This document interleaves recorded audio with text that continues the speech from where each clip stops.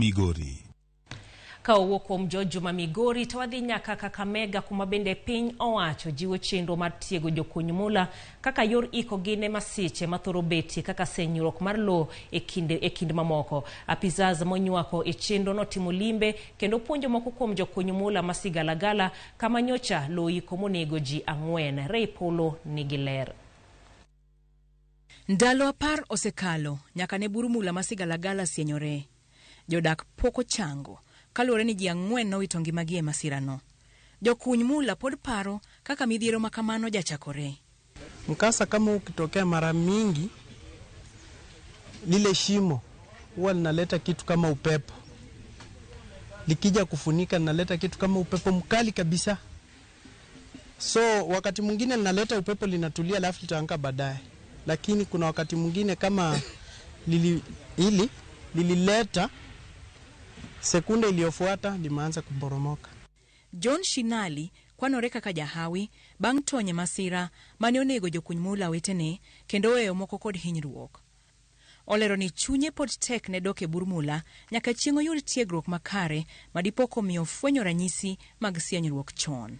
Kuendelea naweza endelea, lakini mpaka kuwe na yale mafunzo kwanza. Jinsi unaweza okoa mwenzako kule ndani, jinsi unavyojibeba ukiwa kwenye kazi, kuchunguza kazi kama ni hatari ama unaweza endelea.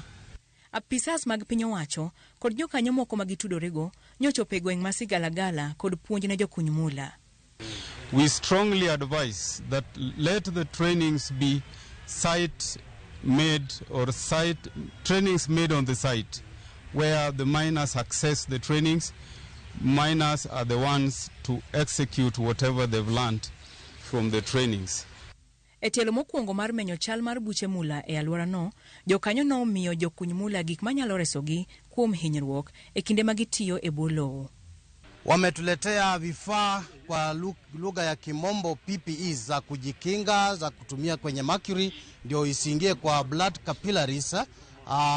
Pia wametuletea helmet ambazo zinakinga kama huenda mawe yataanguka utukiwe kwenye shimo yazuie impact ya ile mawe ama ya to protect vizuri. Pia na gumboots ambazo watu wanafanya na kuna mawe kule ndani yasije yakawadhuru miguu. Ejiwo jokuny mula mondo oriwre grube mar neno ni giyudo puonj kod sir kaachiel kod bero tudruok sama masira otuch. If we only consider how much we get from the pits and then we forget about our safety, then we are likely to lose lives every now and then. We are willing to work with government because we know that just like security, safety starts with us, and therefore it is important. Chenro makama oluwo masira mane omonjo jokuny mula masigalagala e kinde mane lowo iko ji 15. Ji 4 nowito ngimagi ka moko to noresi. Ray Polo, Ramogi TV.